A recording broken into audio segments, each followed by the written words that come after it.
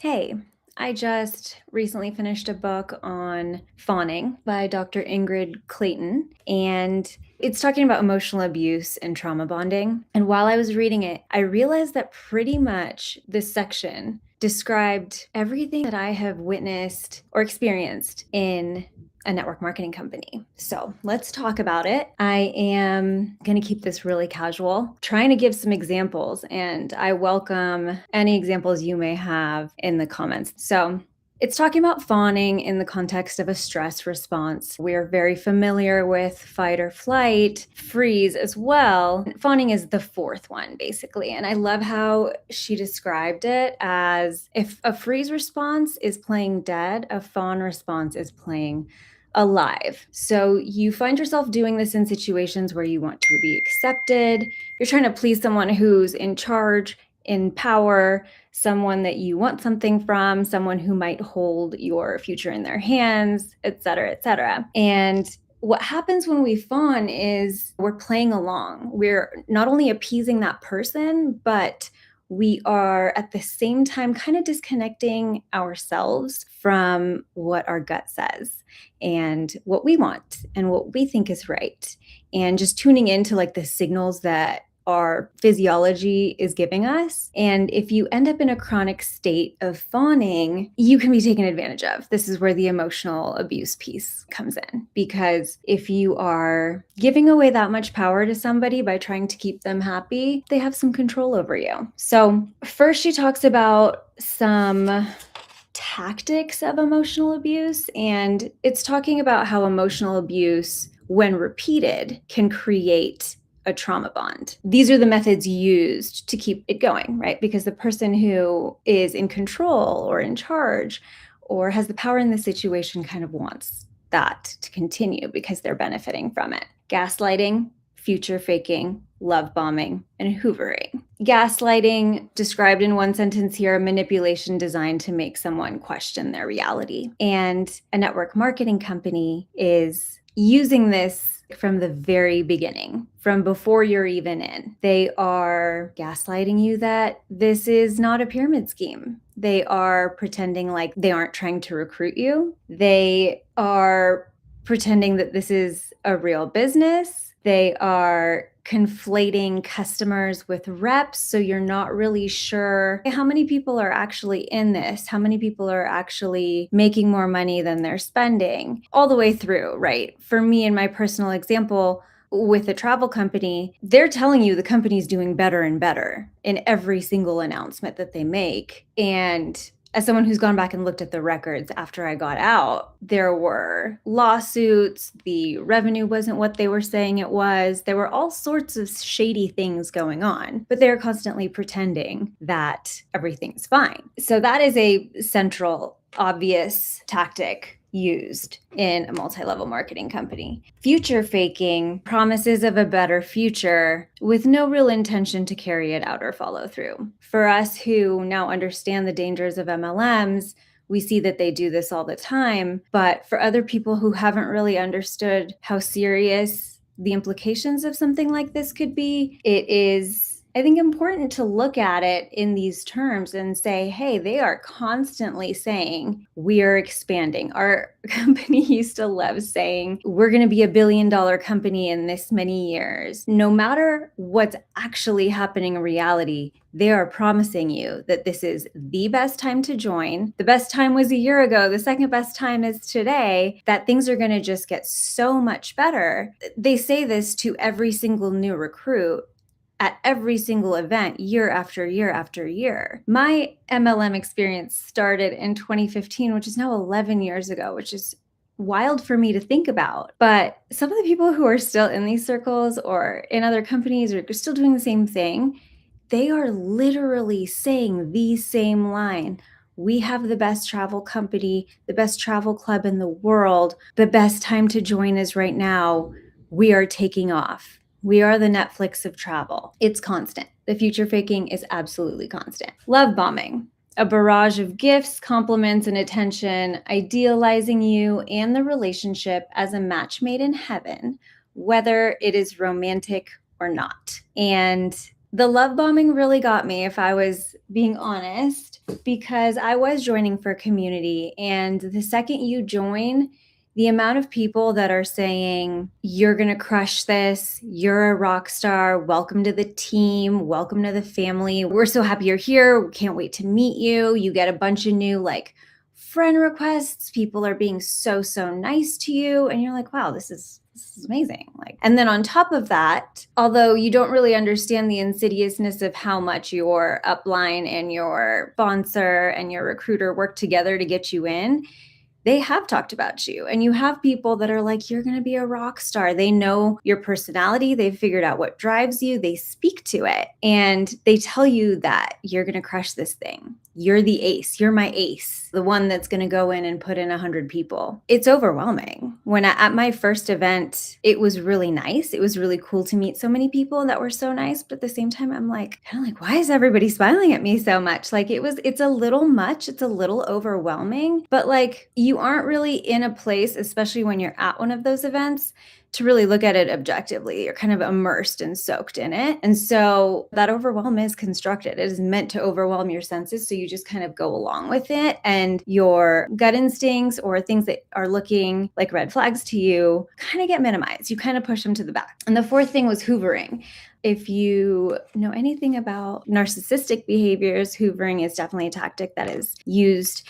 It's to suck people back in. It is to, when they think that you're going to leave, or they think that you might quit, or you might stop showing the plan, or you might not come to the next event, they try to suck you back in, whether that is through a promotion, sign someone up and you'll get to attend this special event at the convention. That's the reason they have the conventions every so often anyways. My company had them once a month regionally, and then quarterly a big convention. And the reason that they do that specifically is because they understand after 90 days, they probably need to suck you back in, get you around the campfire again so they can refresh your mind with all their ideas and get you hyped up again so that you'll go back home and continue to promote. I first heard the term hoovering when it came to narcissistic relationships. That is exactly the same thing that is happening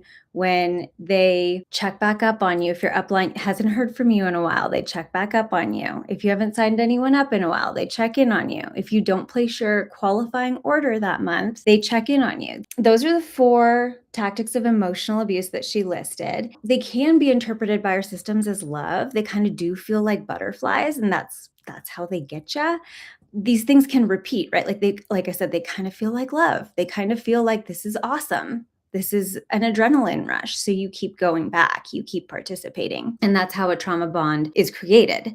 For clarification's sake, we should also talk about trauma bonding. I think it's used incorrectly. A lot of people go through something hard with someone else and they think, hey, we have a trauma bond. That's not actually it. The trauma bond is between you and the person, the abuser, the one that's taking advantage. If you go through something with someone, yes, you have shared trauma.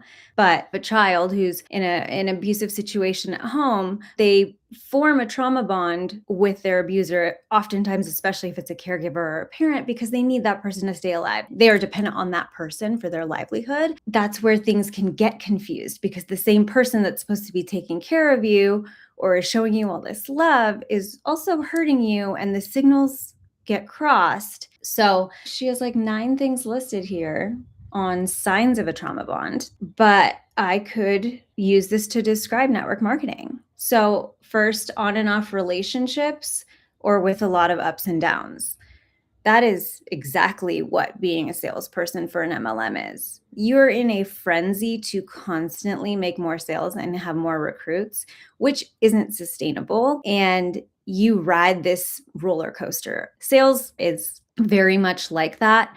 The problem here is that in an MLM, you're the one being taken advantage of. Where in sales, yes, you're riding the ups and downs of making sales and not making sales, but your company isn't necessarily taking advantage of you to do that. That is likely your job, and you're getting paid for it. So a lot of ups and downs, right? For me, it felt like such a high every time you sign someone up, every time you get someone going, but it's like you can't keep the pace indefinitely. It just doesn't happen. And it feels so bad when you can't, or you miss that promotion, you miss that rank, you go to the event and you're not walking stage.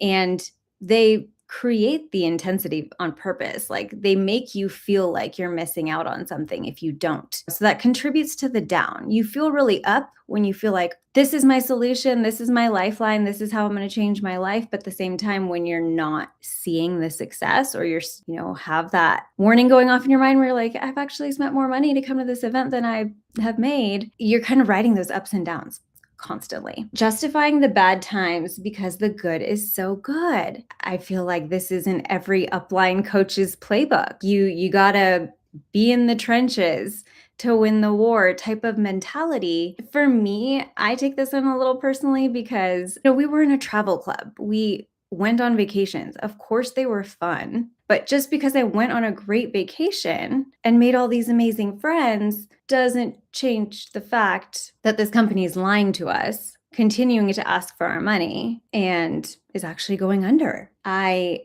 did meet my fiance in our MLM. We were both in it. He was in it before I was. And when I got out and started speaking out, that is the main thing that was thrown in my face. Like, I don't know how many people told me, but it was like, oh, you met Kelly, so it wasn't all bad, right? And it's like, this thing took 7 years of my life. It really fucked me up mentally. And I mean, it was my own choices, but it derailed me from a lot of my goals at that time. So yes, I'm very glad that I, met Kelly and that we were able to make it work despite being in something like that and then both getting out. That doesn't excuse any of the bad things that happened. I think this gets wrapped up in the toxic positivity, self-help platitude of just look for the silver lining and there's always a lesson. All those things can be true. And I do think to move forward in a healthy way, eventually you have to get to that place, but not when we're excusing the bad things that happened. Like, accountability still has to be taken for those things. Unfortunately, people in MLMs, generally, if they're going to stay in them, they're not going to take accountability, but at least you have to understand just because there were good things and you grew as a person and it inspired you to start your own business or you met some amazing people, like that doesn't change that there was emotional abuse going on. Seeking comfort, support, validation from the person who is hurting you. Whether that's your upline, whether that's your sponsor, that's your team leader, it's corporate leadership, you are fawning hardcore to appease these people. You start to, just like in any other cult, there's like an image of an ideal cult member, and you start to emulate that. You are starting to be shaped into that because you do get this reinforcement when you perform the way they want you to, if you look and dress the way they want you to. I remember one time my upline was like, you should probably buy a blazer because you look too like a yoga teacher. And I'm like, okay. And me thinking this guy is a serious business person, maybe I should go buy a blazer. You don't really realize what's going on. You are constantly trying to make these people happy and get their validation. And the thing is, at the end of the day, if you're in a network marketing company, most people are losing money. Everyone around you, no matter how happy and successful they are pretending to be, most people at the end of the day are spending more money than they're ever making. And so not only are you trying to like appease this person who may not even be as successful as they've convinced you that they are also working to keep you in something that is exploiting you. So knowing things are bad, but waiting and hoping for them to get better. This is what kept me in for so long. I had some early success, as many people do. And it was like I didn't even know what I was doing when I first had it. So I'm like, okay, if I really learn the game and apply myself, then of course I can make this work. Of course. And so that whole ideal just keeps you in and keeps you working and keeps you going back. I told myself I would evaluate in a year where I was, but by that year, I was so in it and so emotionally invested that it didn't matter to me at that point that I'm still in the red, but one day I'll make it intentionally. The talks they give at these events are like, my first year I lost money, my second year I lost money, my third year I broke even, my fourth year I made $60, and then my fifth year I made $150,000. They tell you these stories intentionally to keep you in for 5 years. Whether or not that story is even true, this is curated by the group. Feeling isolated from supportive family or friends. At the very beginning, once you sign up, you are excited. You kind of do want to go tell people, but they urge you not to because they want to make sure you tell them the right way, whether that's learning the script or the presentation or having your upline with you.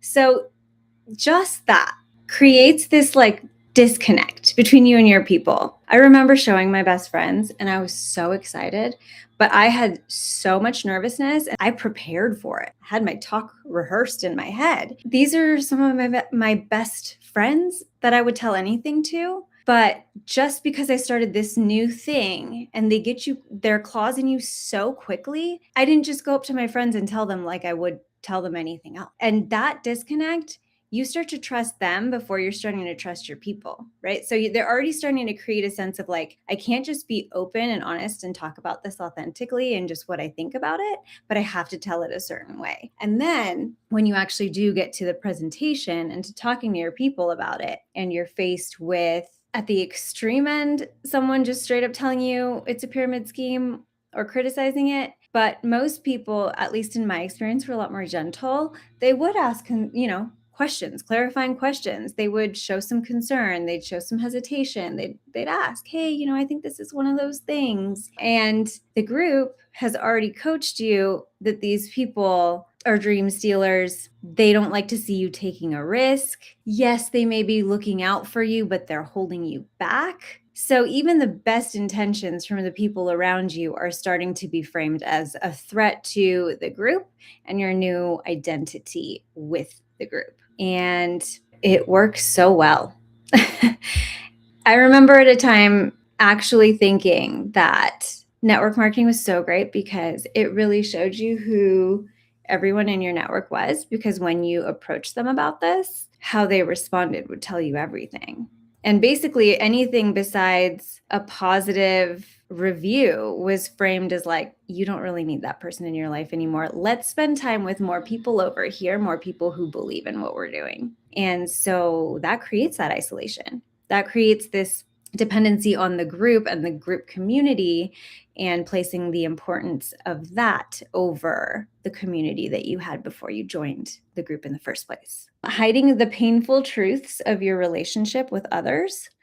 So not telling anyone that you're not making money, that you haven't hit rank yet, pretending that you've made more sales than you have. I remember a coaching session that I got where they were like, I just kept saying I closed 6 out of 10 until I started closing 6 out of 10, even when I wasn't closing 6 out of 10. Straight up just lying to make it look like it's more successful than it is. I remember even learning how to be so vague about it. My dad even at one point was like, he told me, he's like, oh, people don't make money in these things. I was in one of these things when you were born, like it was an insurance one. I think he told my brother actually, like, oh, well, she must be doing okay if she's still in it.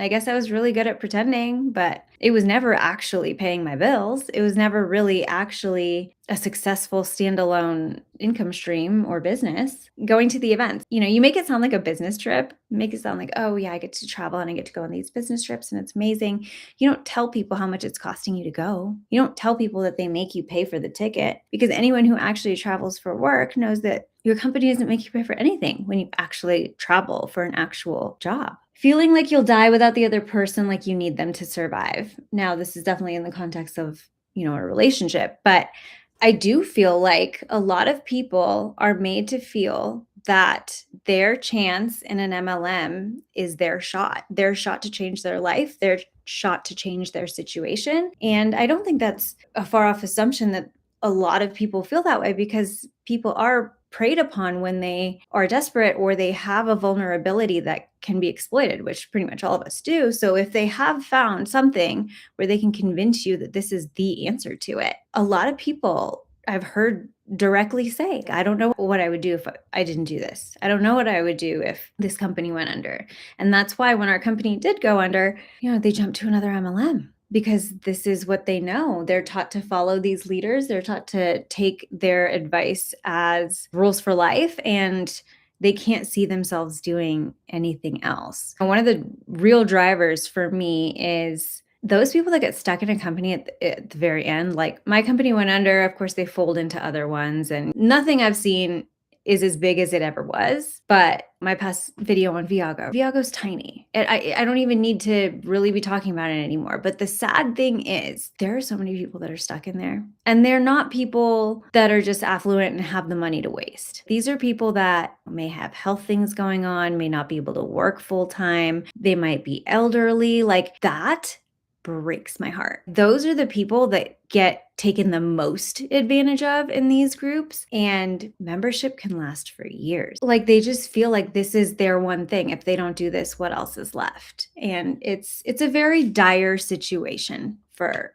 more people than I think anyone in an MLM would admit, the intensity of the situation that they're creating for so many of these downlines. Taking the blame for their abuse. This was very performance-based. If you're not performing or if you're not showing up to events, I've heard of people kicked off teams because they weren't showing up enough. You just treat what these people say with such reverence. I guess that's the sad part. When these people go on to coach and start their own coaching things, whether that's like Ray Higdon's thing. There's this one leader that charges 10 grand to turn you into like an iconic speaker or some shit. They are just basically taking 10 grand from you and telling you to go live on Facebook every single day. Then if you don't see the success, you're just not working hard enough. Like this is the general narrative. If I was to distill it down, that's just one example, but this happens in so many different ways in network marketing and then the coaching that the upline leaders give in their own programs, own audios, own books, so on and so forth. And then the last one is trying to help the person who is hurting you. When you think of the company in itself, this company is financially exploiting you and you are proselytizing for it. You are out there not getting paid, trying to get more people to join the group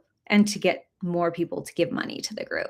I feel like MLM experience is kind of written off as benign. Most people are like, oh yeah, I was in one of those things and yeah, I didn't make any money, but it's fine. And it's written off as voluntary. They signed up for it themselves. They decided to pay for it and continue to pay for it. Like no one's holding a gun to your head. The fact that MLM reps will defend it themselves. It's like, I feel like when it comes to legislation, this is the hard part because this is the very same people that are being taken advantage of are the ones defending it, which is the difference between that and just like someone who gets scammed and can admit that they got scammed, but they're not defending the scam. In MLMs, these are the people, they themselves have been trained to become deployable members and are probably guilty of some of the perpetration themselves too, right? This can still have very serious implications, whether you realized abusive things going on, whether it bothered you or not, it can still register in your system and kind of shape the way that you look at things, experience the world. I think it's important to talk about what emotional abuse looks like and what trauma bonds are as you evaluate any future groups that you're a part of and how much they affect your identity, relationships that you might be in, workplaces. There's many places you can encounter these dynamics. So even if it wasn't in an MLM, I think it's important to talk about. They do show up and they are unhealthy. Ultimately, if you experience this in any type of context, it does affect your concept of yourself. Tying those things together in the specific context of the MLM, it really is that serious. I don't think this is healthy for anybody to be involved in. The amount of people that are being affected is in the hundreds of thousands. So I think it's definitely worth talking about. So that is it for today. I'll be back soon.